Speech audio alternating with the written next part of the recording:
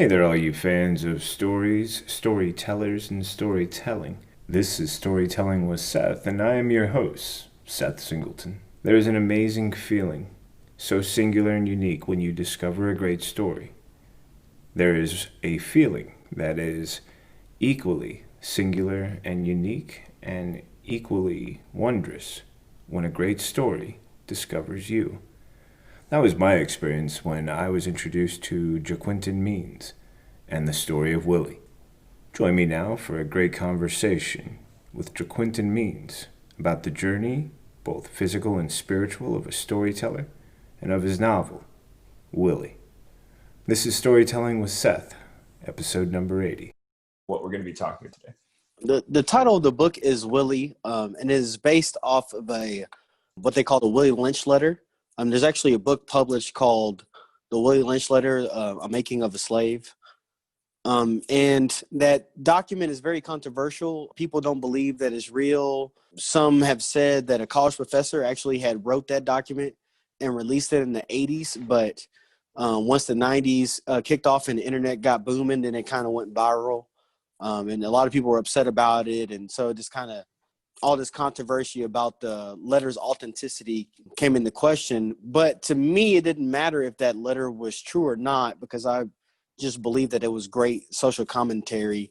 So the book Willie just really dives into not only the psychological damage that is done to slaves, to a human being, to make them able to be a good slave, but also the loss of morals and what the psychological toll it takes on the master as well, and the master's children.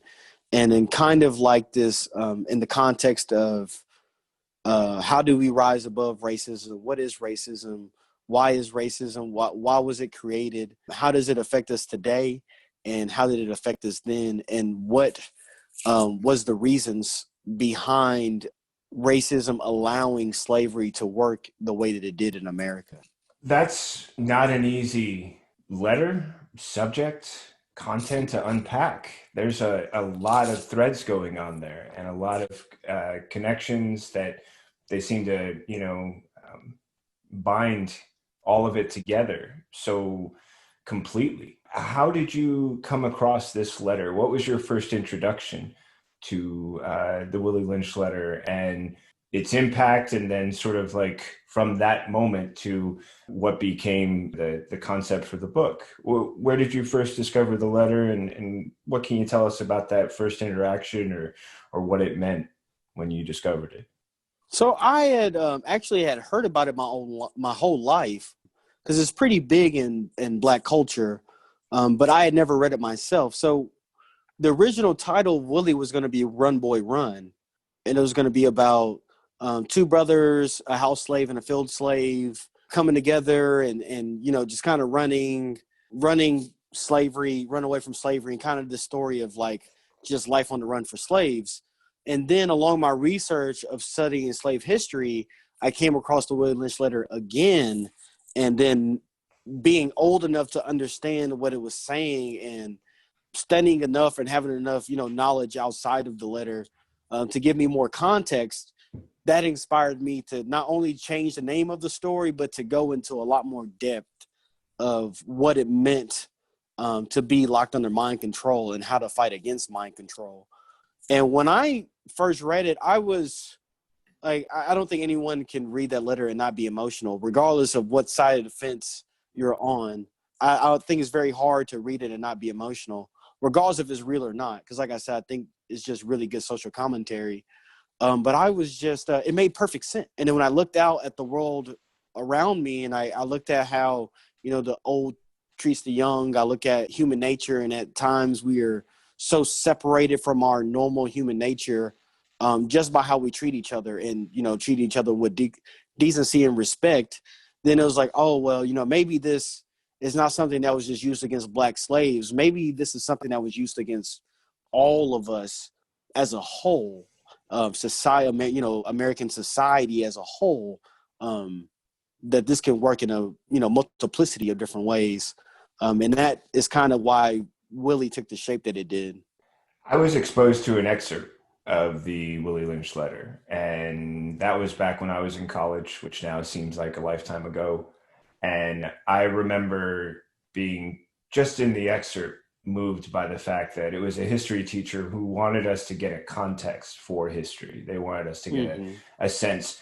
And what I also felt was really powerful about reading that was that I agree with you that it seemed to be not just, I mean, it was clear that there was racism evident in the document, but the document also seemed to be a ruling class document, an Right. idea that would have been important for if you go back to the fiefdom days or fiefdom days in Europe, where there was Hmm. lords and manors, the idea of you are in charge. How do you keep other people submissive to you? This is how you put down um, all hope, and this is how you eliminate these ideas from even being part of their daily life. If you can break them down to a certain point. And I remember being shocked by this idea because it seemed like so much of what was also growing up in the, I mean, my high school years were in the 90s when bands like Rage Against the Machine were challenging Hmm. you to read more, be more aware of, corporate complicity and, a silent group that's ruling and a lot of different ideas like that. And this seemed to just like match with it perfectly, where I thought to myself, okay, we've got a document that can be used in so many different ways. I love that you brought up the idea of the multiplicity of it. So then Hmm. taking, that introduction to it, and also out of curiosity, because I had never been exposed to it until college, what was the, sort of like understanding you had before you read it? Because you said it's something that's known and I guess maybe discussed as well in Black culture, that Right. it's not something that's unknown. So can you give us a context for how it's known or how you knew of it before actually reading the letter? Message. So I have a friend named Dr. Sarah Webb. She has a website called Colorism Healing. And I don't know if you've heard of it, but I would encourage you to take a peek because her whole purpose is to address and analyze what colorism is, where it comes from, how it is still able to be in practice today. And Hmm. I mean, she is a very vibrant voice. I mean, her message on social media, she has no problem taking on anyone who challenges what she's talking about, bringing up the ideas of uh, the systemic process of colorism. So I love that you brought that idea because it reminds me so much of what I've read from her. I've had her on a few occasions, and her understanding and her ability to analyze something that I mean, her whole process starts out that she remembers being a kid and she remembers seeing another girl and saying out loud, wow, she dark. And then it just Hmm. sort of registered in her head, like, what does that mean? Like, Right. why did I, identify her in that way? And through a lot of self discovery, she's been exploring this.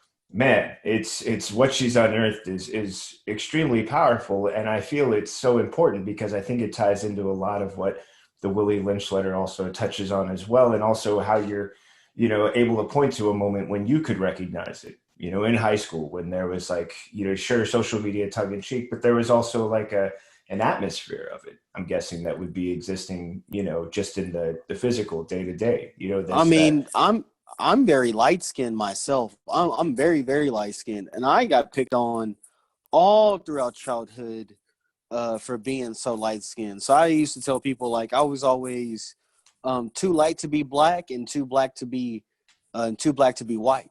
So and so when I got older and I saw that the thing on like the thing going around on social media, and then hearing about the Will Lynch later, then I started putting two and two together, and it's like, oh, this is a psychological war to make us point out our differences, even though we're the same people. Like kind of a divide and conquer sort of thing. Definitely, like create the reasons behind which differences can be, demonstrated or illustrated, or almost like, here, this is why it's different. It's like, oh, Mm-hmm. well, okay, if you're going to point it out in that way, sure, you can find the differences there. But, it almost, it feels like clearly there's a reason behind it. It's like, well, you're not just pointing this out because you think it's something that's interesting or something you want me to know. You're pointing it out for a reason, positive or negative. You're illustrating that. So tell me now how we take this, understanding of the letter, then reading of the letter, and then the process from when you read it to when the book, you can tell us best what happened from reading the letter to when the book started. Then the book just kind of evolved, because then it wasn't so much about racism anymore. It became a story of how we're all enslaved, not just the blacks. Like, and then it was like, okay, well, instead of me focus on just black slavery, I need to show how how the Irish overseer was enslaved. I need to show how the master's children were enslaved. I need to show how the master himself was enslaved. And then maybe through me trying to paint this picture to my fellow Americans or my fellow human beings, just as a whole, that we're all enslaved to some form of system. Now that we're aware that we're slaves of these systems, we might be playing different roles, in the machine. But if we can understand that, be aware of it, and now we leave that old paradigm behind and leave the whole idea of control and manipulation behind, then maybe we can create a more beautiful future together. So I know some people will probably read my book and think I'm, trying to be just like black, black, black. Are just overly, because there's been so many slave movies and so many slave books and things come out that I'm just trying to harp on that same really negative, bringing up old history terms. But to me, I believe as an American that we need to understand where we come from and why we react to each other the way that we do, especially in regards to racism, so we can overcome it. So it's like we can't end racism, systemic racism as we see it today, if we don't understand how it was used against all of us, poor white people in general, poor immigrants in general. Like, it was used against all of us in some way, form, or fashion to separate us, to keep us away from each other. Therefore, we couldn't come together and create the beautiful, future that we imagined for us all. So that's why I kind of took that type of shape for me, because I just kind of saw it as, like you said before, it's like they used the same thing in feudalism. I just saw it as a tool that was used to take advantage of everyone. And even, like, as you know from the Will Lynch letter, like, there's a hierarchy. Like, this goes through the realm of hierarchy and different things that keeps that machine going. So it just, my message in the book, every moment when I was writing, every situation, every scene, I'm in my mind, I'm just, how do I show how everyone that's taking part is the bad guy, and how we're all kind of slaves to circumstance. Well, I really felt like the element of control was being demonstrated in the book. And I love the fact that you brought up the Irish character, who there was a time when the Irish were viewed unfavorably for being Mm-hmm. immigrants coming to the United States. And how, even in this process, you can demonstrate that because of what he needs, which is a job and a livelihood, he's willing to subject himself to whatever the terms of the man who, Mr. Moore, who owns the plantation, who runs the plantation, who is sort of a newer face in the community, but it, has that sort of sense of, it's not just entitlement, but that sense of position of authority, and Right. how he's able to use that to then subjugate not only the Irish character but the slaves, and put in this system that oppresses all of them. It has varying degrees, but the idea is I'm in charge, and this system allows me to control all of you. I control each of you different way, but by creating divisions and then using that as an implement for control, I'm the guy in charge. And all the way down, everyone feels that effect. Mm-hmm. Even his own daughter. Exactly. Another great example. It's not something that just goes to the people who quote unquote work for him or ruled by him, but it also goes to the family who are also under his rule. His daughter, who is not just encouraged, but told, this is what you will be, this is how you will act, this is what you will do. You will Hmm. live according to these terms. And yeah, so your systems of control, I thought it was really well organized and displayed all the way through. And I think it's really important to keep in mind that you were working at that process of showing, like, look, this is an idea that, you know, yes, we're talking about racism, but we're also talking about control. We're also talking about how, you know, a system of oppression is put in place and who it affects. And I think that ties really well back to what you were saying earlier about history. You know, we're doomed to repeat it if we're not willing to learn from it, if we're not willing to study it, if we're not willing to understand it. We're doomed to repeat cycles and avoid this beauty that you've described that is possible, but only if we're willing to recognize what a system of control is, how it's used, and where it still exists today, because I think that's also extremely important. Tell me about the characters and how they were part of that, you know, process of taking the letter, what you were learning from that and other research, and then using it for this different direction the book was now taking.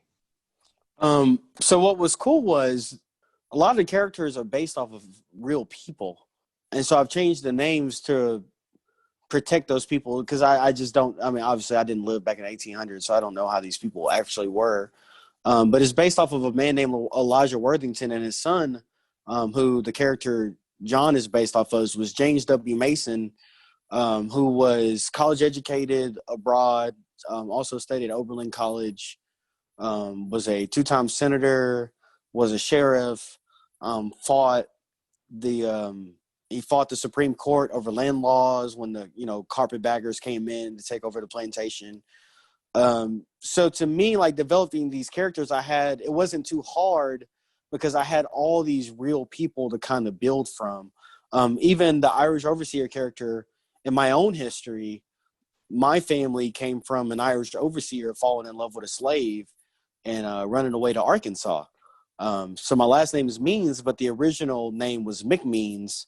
I mean, it was changed so they could be more American. So I was really blessed in regard to Arkansas. Just has so much rich culture and history, and then mixed with my own background. And I was also a minister too. So another character, Thomas, and parts of John too as well. As you know, since you've read the book, that came from my ministry background. One of the characters is very religious, but when the cookie crumbles, when the pressure's on, even though her circumstances are horrible, he still does not do what he knows is the right thing, and it torments him. But yet, he still claims to worship a God. And if you notice, that's kind of a theme in the early part of the book. Is like, oh, all these people claiming God, but are they really serving God? And then you have another character, John, who is troubled by his belief in God at times, and sees how religion is kind of like this double-edged sword, which I noticed when I was a minister myself. It could be used for good, and if you know anything about Christian history, it can be used for horrible, atrocious evil as well. So it's like, how do you take all of these different themes, and these themes were going on throughout slave history with the great revivals in the Methodist Church, and them teaching slaves Christianity so they would be more docile and believe that they weren't supposed to be free, that they were supposed to obey their masters, and and their reward was going to come in heaven, and that they would even go to hell if they were bad slaves. And so it's just like so many different it was a mix of just life experience, the beauty of knowing Arkansas history, and the beauty of my own life experiences and my own family history. Okay, so this is one of those moments where I gotta say you're making my job too easy, I'm sorry for because that. you really did a wonderful thing there, which was to not only introduce a great element of personal history that you could draw from, but my next question would be to move into something that I'm sure folks are always interested in, which is who is the person telling this story? And that was going to be my, next sort of transition. But as you were describing your family history, I was like, what? And he was a minister? This is just too easy. Like, come on, of course I'm going to move into your personal history because I think so much of that would be like really valuable for people to know your personal journey. Like you've already highlighted now this great example from your family history, and I love that you were able to draw on the wealth of history that exists in Arkansas. I think it would be really a fun thing now for folks to sort of know, like, what can you give us your biography? Tell us a little bit about your path to ministry and any of those other things we can kind of know about you, because I feel like so many of that has layers that work so wonderfully into the book as you've described it, and maybe other layers that we haven't heard about yet.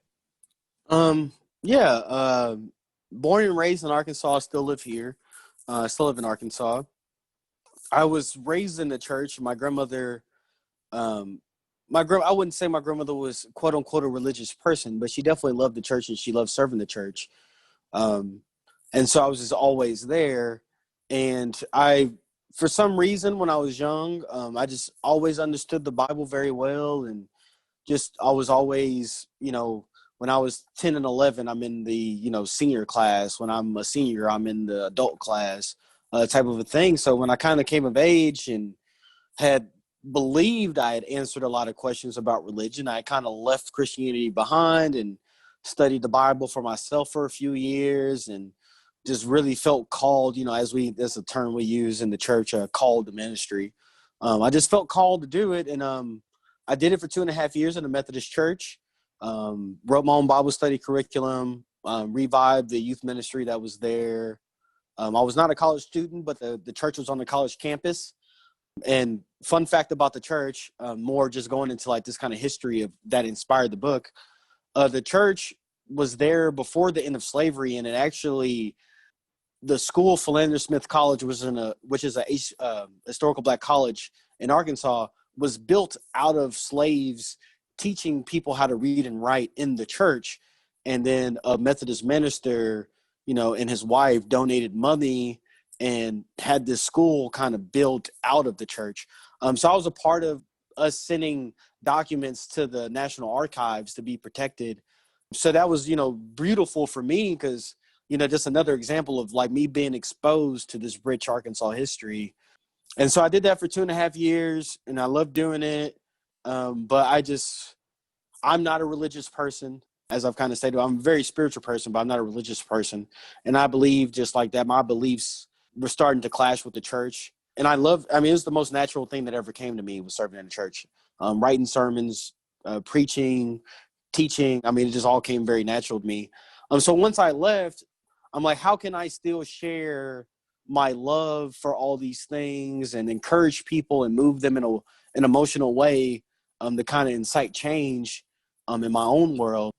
And that's when I was like, oh, well, all these great authors. I was already kind of a writer, but I had not written a novel or anything. At that point, I was only writing like prose and poetry. I hadn't really fully thought about, storytelling in that way yet. I had aspirations of doing it, but hadn't done it. And I was like, okay, well, why don't you take all these things and put them in a way that not only allows you to share your love for history, share your love for, religious context and spiritual things, but also gives us a message of hope, a message that we can come together as human beings, in quote unquote Christ love and make a difference in this world and create the world that we want. And that's my background leading up to now. That's really perfect, man. And I do appreciate the fact that you brought up the church and religion as they connect to your book and also to your personal story. I grew up in the church. My father grew up going to tent revivals. His family was cotton pickers in Fresno who'd come from the Oklahoma Dust Bowl and were just always, that was their job. They were field hands. That was what they did. And one of the big staples he taught me about was being a kid being dragged to revivals for like 16 Mm-hmm. hours. And I grew up in a pretty strict Pentecostal environment, but it's also something that as I got older, I became more aware of its history. And I think you brought up something really important, which is that you were able to not only use your personal history, which is your process of becoming a minister, of working with the text, but then to use that idea not only for a character, but then to show through Moore and the minister how religion can be a system of control as well.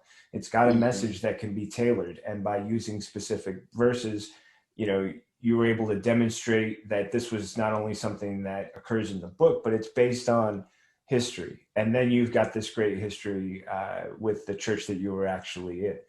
That's all stuff that I soak up immediately. And I'm pretty sure anybody listening who's a fan of stories like that can understand the relevance now of your personal history, the history that you were able to uncover, and how it informs the book. Now, folks, I'm going to be honest, I've read the book, so I understand a little bit more. When you read the book, these connections are going to be stronger for you too. But I think it's really important also your process, because as you came through, you actually took on the responsibilities of a minister and became that involved before eventually stepping away. And then using that understanding to then craft this novel, getting all the pieces together for a recipe, that's one thing. But when you're combining them to certain things and temperatures, to make it work right, it takes a lot of work. Um, Right.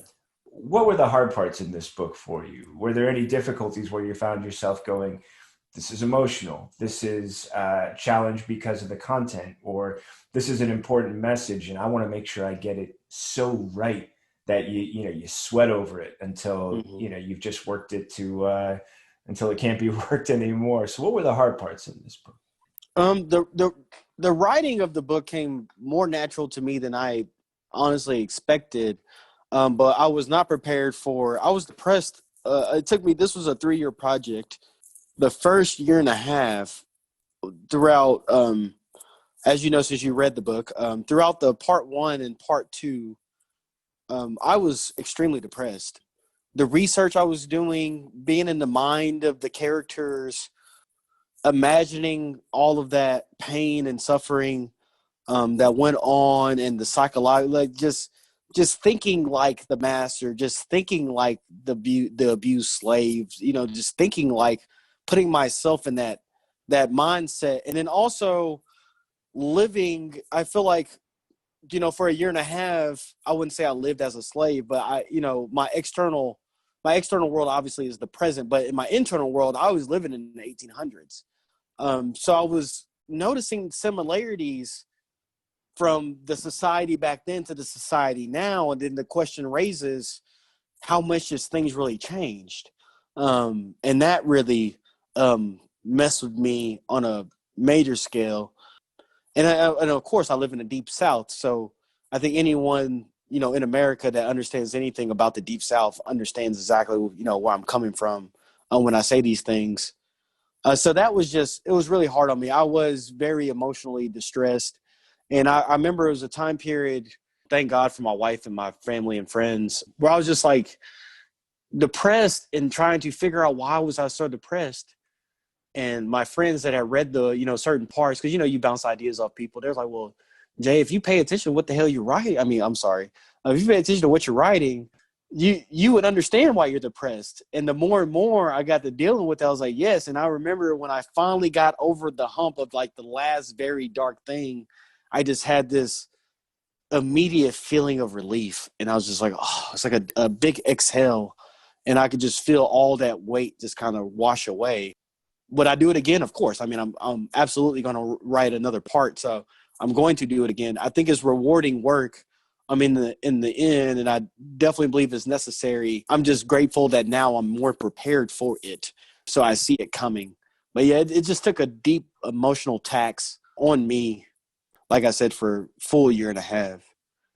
I can only imagine. Was there something that you found once you realized how it was affecting you that could give you like some catharsis, some way that you could take what was going on and then turn around and know that there was something that was restorative or uplifting, or something that you could do in response to that? Because it's almost like you're creating a burden that you're carrying with you, the weight of this knowledge and the weight of the emotion. I mean, you're familiar with Christian imagery as well. So, there's Mm-hmm. always that idea, if you're carrying around all of your sins in a bag on your back, how heavy it can be. Well, there's the things we choose to carry with us, right? And Right. through this research, you're picking up so many different elements, so many different experiences that are emotionally like a burden. Was there any way you could find some release from that once you could recognize where it was coming from? Or was it just something you had to work through until, like you said, you got over that hill?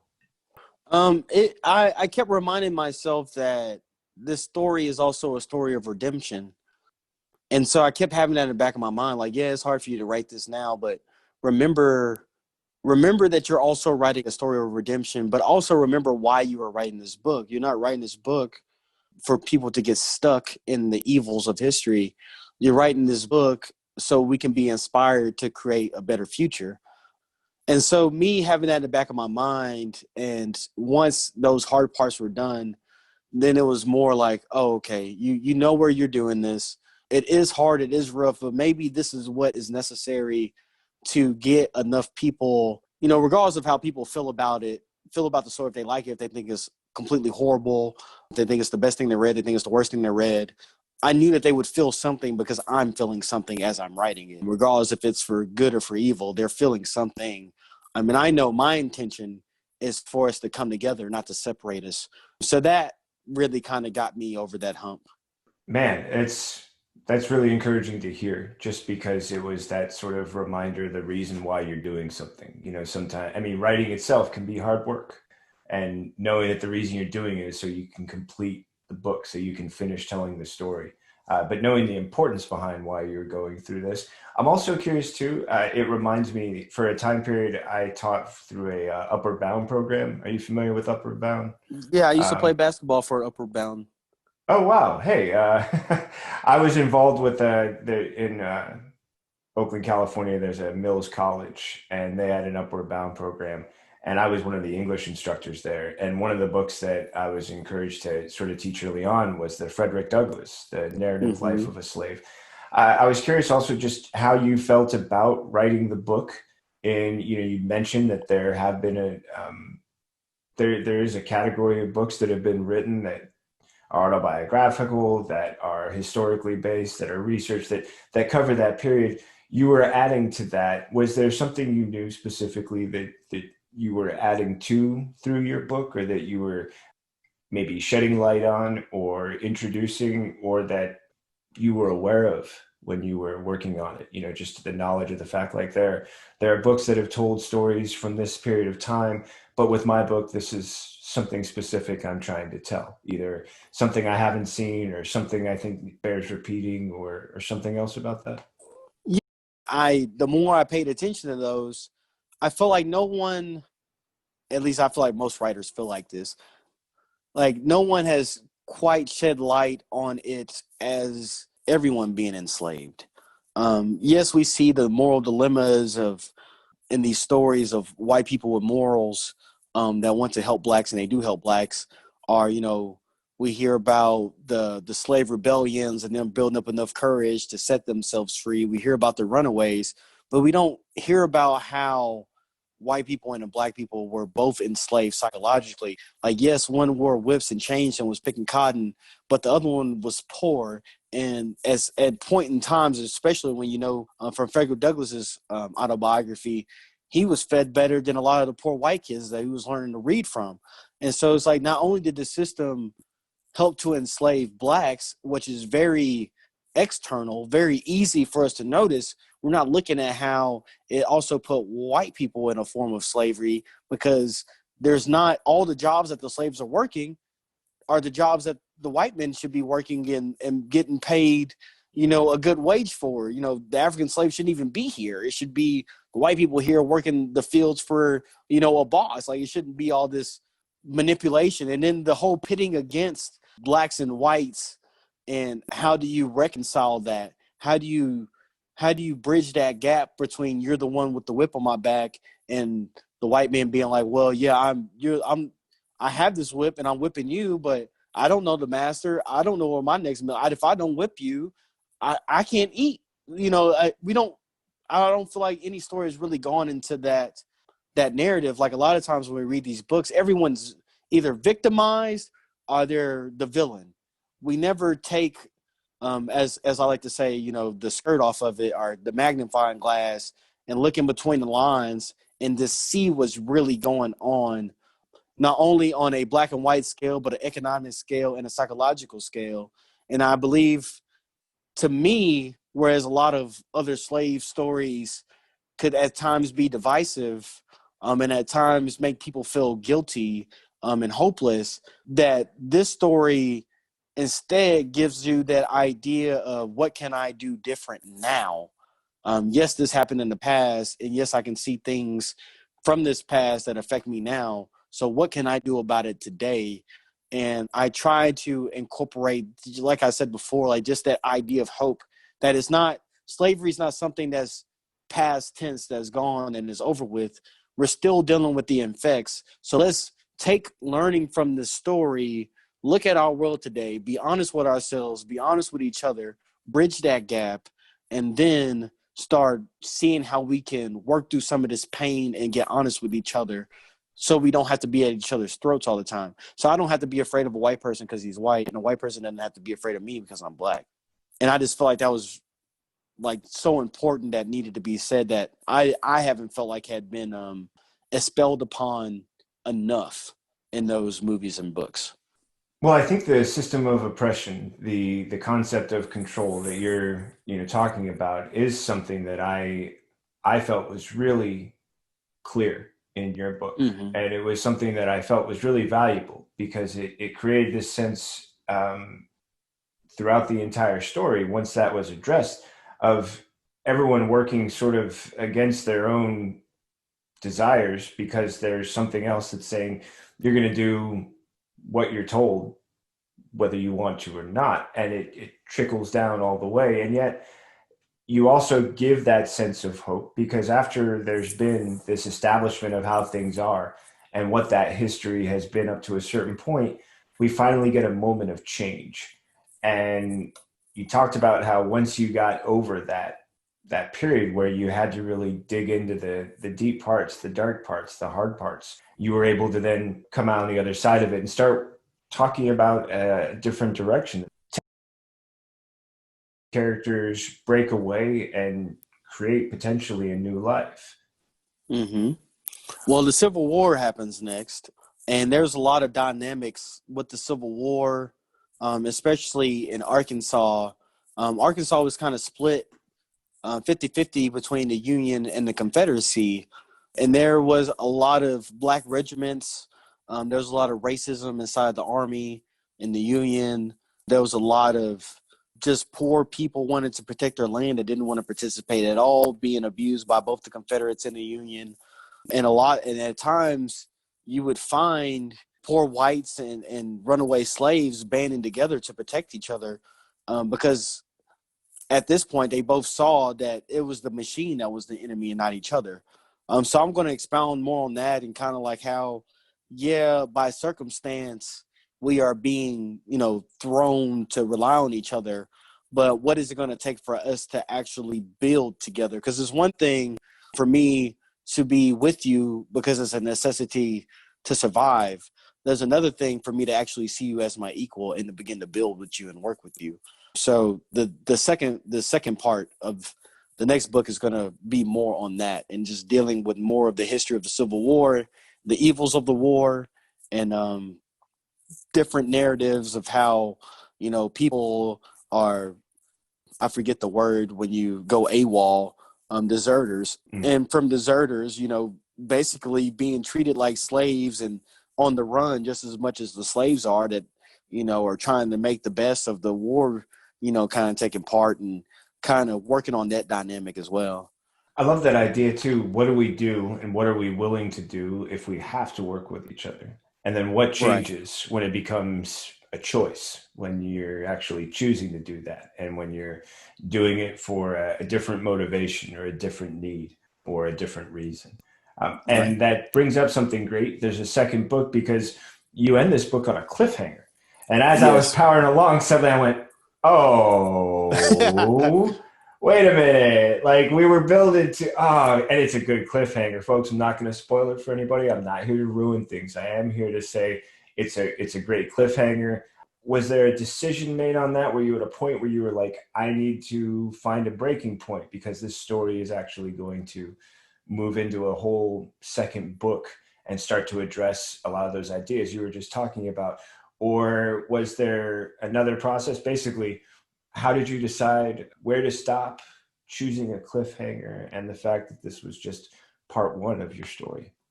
I had known before I had started writing, when I first started doing my research, I had knew that there was way too much story to tell to put it all in one book. And me and my wife actually had a discussion. We debated for like weeks on if it should be multiple books, if it should be one book, two books. And I was like, well, I just feel like there's three different eras that happened throughout that period of slavery at its highest point, the Civil War, and the Reconstruction. And all of these people are still alive during this whole period of, 30 years that are just completely shaped American culture as we know it today. And so I was like, well, I would be much better off if I just separated it up and so people can digest it better that way and digest it the way that I kind of digested it. And another thing, I was inspired by I cannot remember the guy's name, but he wrote The Name of the Wind. And his books, I was really inspired by the way he wrote it. I was also inspired by C.S. Lewis and the Space Trilogy. And I just loved how he rolled into each one of his books. And that kind of gave me the inspiration to stop the book the way that I stopped it. Because it was a big one. Oh, yeah. I was really just, thinking to myself, like, okay, so where do we go from here? And I love that you've already set that up for me. And if you've read this book, you know what I'm talking about. If you haven't, I've given you yet another reason to pick it up and give a read so you can know what's coming or get a sense of what the cliffhanger is. And also using that information, what you can kind of hope or wish for when you're thinking about what the second book is going to be like. Can you tell us about where you're at in the second book? How soon maybe folks can expect it, or anything else, any details folks might want to Um, know about for that second book? I've been, I also study symbolism and esoteric things. So I've literally just finished this book, got it published, and I've just been working on marketing, promoting it, and getting my house in order, so to speak, because I'm a writer full time now. So it's just getting all my bearings set down, and then I'm gonna take off on the second one. But it definitely will not take near as long as the first book. I'm hoping to at least have it out in another year and a half. If I'm lucky, then I'll get it out faster than that. Oh, that's great. That's that's really good news, man. And that's got to be a great feeling, knowing what you've accomplished, what you're about to do, and that sensation of this is what it's going to be. This is how long it's going to take. I've got a plan. Like I can already sort of see that. Curious too, then, for anyone who knows that they're going to have time to read it between now and then, where should they go to find it? Where is it currently available? What are the ways that they can track down the book, and maybe see, what else you're writing in between the first book and the next one? That book and my Willie and my first book on thewanderingalchemist.com. Thewanderingalchemist.com is also a blog with my esoteric studies. And there's also a free story that I've been writing that's free to anyone that goes to my website, called The Last Prince of Atlantis, that is more of historical fantasy, if that's even a genre. But that book's very interesting as well. That story is very interesting as well. You can find me on Facebook at Quintin Means. You can find me on Instagram at JQ_means. You can find me on TikTok at The Wandering Alchemist. All those places. I'm always monitoring them all and looking for feedback from anyone. So, Man, that's great. I love that folks now know where they can find more about you, where they can find access to the book so they can get it. The fact that there's a free story out there that all they have to do is go check you out. and that's something they can check out. I was also curious just because I was thinking about the fact that, there seems to be a period where a new work will come out to highlight a period in time or illustrate something new about history. Recently, I'm a huge comic book fan, and I also get the chance to hang out with some really great guys on a couple of podcasts. And one of the projects that really shook and moved a lot of people was the HBO Watchmen project. Oh It, it yeah. it had a lot of expectation from comic book fans because it's dealing with something that's relatively sacred, which is Alan Moore wrote the Watchmen book in '86, and he claims that his whole purpose was to destroy the concept of superheroes through this book, and that it was supposed to be a closed circuit, beginning, middle, end, nothing else. And since then, with DC owning the rights, they've done some projects, some well received, some not so. And then Watchmen series came out. And it wasn't until the first episode that I realized what a completely different direction Damon Lindelof was taking with this. And also how he was showing us that there's parts of history that sometimes they get glossed over, they get forgotten, they get removed from history books. But when we see them, retold, represented again, and we're reminded of these compelling moments in history. And I think you really did a great job early at the beginning of this, talking about how we need to understand how that history informs who we are now. That what we research, what we learn about can show us things that are maybe not that different now. Just because I think it's a really great connection, and I'm curious to get your insight. Because I heard you say, oh yeah. What was your response to Watchmen? Have you seen it? What did you think on its take on Tulsa and its ability to show us so much through that narrative of one family's history? And I haven't got to watch the Watchmen yet, so I'm going to watch it now that we've brought it up. I'm a huge fan of the first Watchmen, and I just loved everything about it. I mean, there's nothing I don't think was not to love about it. And I remember the controversy about the HBO, but I never actually watched it myself. And I actually love that the main actress too. I'm a huge fan of hers, Regina King. yes. So yeah, I'm a huge fan of hers too. I just haven't taken the time to watch it yet, but I'm going to now, 100%. Well, you're busy writing. Well, So that's true, there's a lot to be forgiven with that. But I was curious because it does bring up the Tulsa riots, and it was mind blowing for me. The entire series was really phenomenal. I know a lot about the Tulsa. I did a lot of research on the Tulsa riots because I was researching the KKK and I actually went to Tulsa and took my wife to the museum there, and because I had educated her on it and she had never known about it, so it was like kind of mind blowing for her to go there and kind of see like all this history and what all happened there, because it's a story that's kind of, to me, been just completely washed out of history until present day. Because I remember 3 years ago I was talking about nobody knew about it, but now I feel like it's a major theme of everything that's going on right now. It really is. It's something that I was lucky to have a history teacher when I was going through college. And actually, it was when I was putting myself through community college, just getting my basic stuff done. And she was a really powerful figure regarding the dates and facts of history. And I remember she said something I'll never forget, which was the dying words of Frederick Douglass were resist, resist, resist. Which is like, a teacher can say something to you 20 years ago, and I'm still remembering it verbatim. But I remember that she would bring up these moments in history, and she'd say, you won't hear about this. History is choosing to forget it. It's chosen to not include it as a relevant period. But it was something that I remembered then suddenly when I'm watching Watchmen, and it's showing me these moments, and I'm like, oh my gosh, I haven't heard this since since I was in a history class, and someone else was showing me that this was one of those uncovered pieces. I'm really intrigued also because something that you might get a kick out of is that the show discusses a secret order.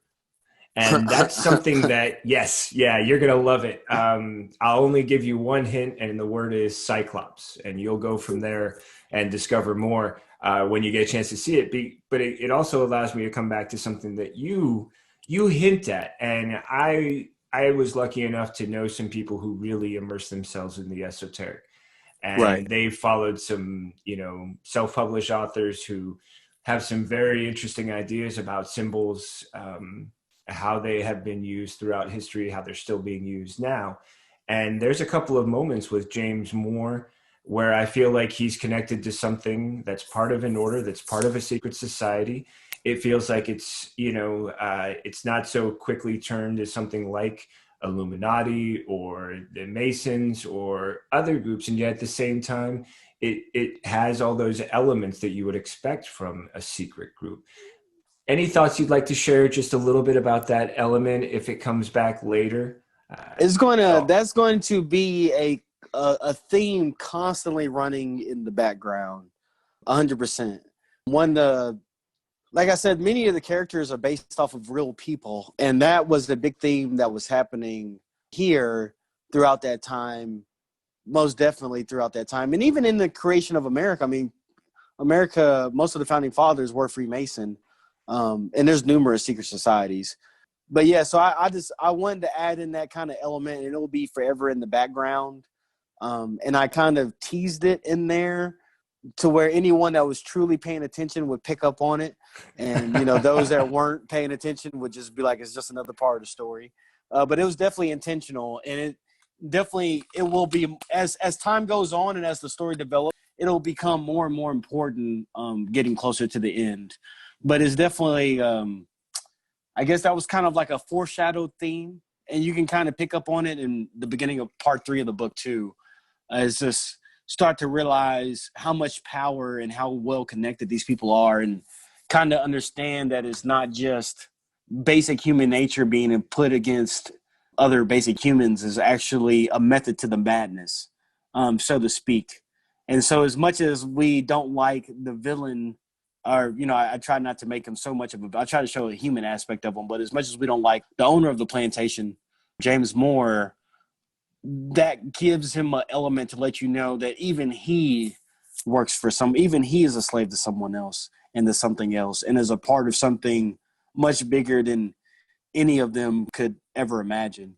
Yeah, and what really sticks with me, even as I'm listening to you talk about it, is that your book does this wonderful thing where it illustrates systems of control, but it also hints at the idea that there are systems of control that we can see visibly, and that they were allowed to occur for the time period that they were. But then there's also systems of control that are not quite so visible, that don't want to be known, let alone seen, let alone witnessed. And those systems of control are like so many others. And it's a question of how visible and invisible they are to us, how close we were looking. When you dropped those moments in, my brain was just like 10 different clock wheels going in different directions. And I was just sort of listening like, okay, he's got my attention. I've been, I know the things that I'm looking for, and I'm well aware of the history you're talking about. For anyone who's studied the practices of the Masons and looks at Washington, D.C., and knows about how ley lines and maps and structures and the planning of that place went into play, how much it's like this great visible representation of what should be an invisible thing, but is visible if you're looking for it. You're talking about an invisible system of control, one that's just being hinted at. And as you said, one that some will recognize that they're looking for it, paying attention to it, but also is always there. And because Right. it's always there, what it's doing in the background, in the distance, in while it's invisible, has an effect. And I love that you point out that for all of his towering presence for parts of the book, for so much of it, James Moore seems like he's the one in charge. And yet in those moments, you're made aware of the fact that he too is under somebody else's thumb. He is in a system, and in some way he is oppressed by it. He's controlled by it, and he's just another cog in the machine. He's part of what makes it work, but it's not as visible as what you're showing in the visible moments right now, but that it is a process that's always there, always working in the background. And I love that you brought that up, and how much that's something we can look forward to seeing in the upcoming books. And and how much of it's part of the story you're telling as well. Especially because of what we were just talking about with Watchmen. Man, when you see it, you got to send me a message because I'd really like to hear your thoughts. I'm rewatching it a second time, and after reading your book, I'm going to be looking at it again with another fresh pair of eyes. So can't wait to hear your thoughts as well. You brought that up so tastefully. I really have to commend you for that, because you're the first person that I feel like that have actually has noticed it. Oh, wow. And sincerity. Like, yeah, yes. Good job. Oh, sir. my pleasure, man. Hey, my pleasure. I love great stories, and I love all the pieces, and you're really crafting something here. You're weaving a wonderful narrative. And when you contacted me and let me know about it, I had no idea what I was getting when I got a copy of your book. But reading it, I really enjoyed it. I was moved. I'm really thankful I've had this time to sit and talk with you about it. You've done a great work, sir. Thank you. I just appreciate you having me on. Oh man, it's been my pleasure. I can't think of a better way for us to wrap up. You've told us all the ways that folks can find you. I am going to ask you one final question, if you don't mind, and it's part of a. Are you familiar with the Proust interview? He was a philosopher, writer, and he's got this series of interview questions, and they're supposed to tell you about who you are. And on television, the TV show Inside the Actor's Studio. He always asks a series of questions at the end, and it's the same question, but everybody always has different answers. Well, it's a long list of questions, and I decided to just pick one. And that's the question I now ask of every guest. And I love the fact that you've already brought spirituality into our conversation, because I think this works really well with that. So the idea is this, simply put, at some point, all of us have an ending to our lives here on earth. And we all have a belief about what happens afterwards. So based on that, if you believe that anything happens after we die and that there's something waiting on the other side, what would it be? And would there be anyone there? And if they are, what would you like them to say? I guess first of all, I'd like to say over my years, I've realized it's just so important that we really cherish the life that we have, and we do the best that we can while we're here, regardless if there is something after or not. That the way we treat each other now and the love that we give each other now is the most important thing, I think, in existence, including the world around us. And if there is something on the other side, I pray that all my heroes, all the people that have died to make this world a better place, are standing there and they tell me welcome home. That's a great answer, man. I couldn't ask for anything more. And really, the best thing about the answer is it's yours. It's about what you know and what you perceive. And man, that's a perfect way for us to wrap up. Quintin, thank you so much for talking with me today about your book, about your experiences, and about so much more we can look forward to. I've been really blessed by this conversation, and I'm pretty sure that anybody else who's listening is going to feel the same way. Thank you. Thank you. Anytime.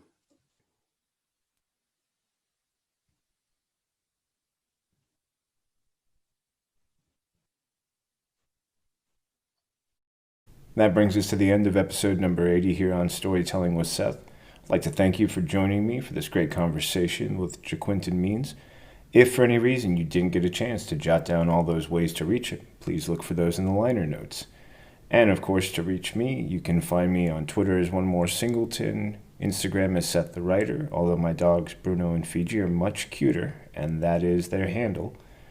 Or you can always just type my name, Seth Singleton, and the word story into a search engine. Let me know how you find me, and more importantly, if you think you have a story that should be here on Storytelling with Seth, I'd love to hear about it, talk more with you about it, and figure out the best way to share it with others. Until next time, I can't wait to share my next story with you.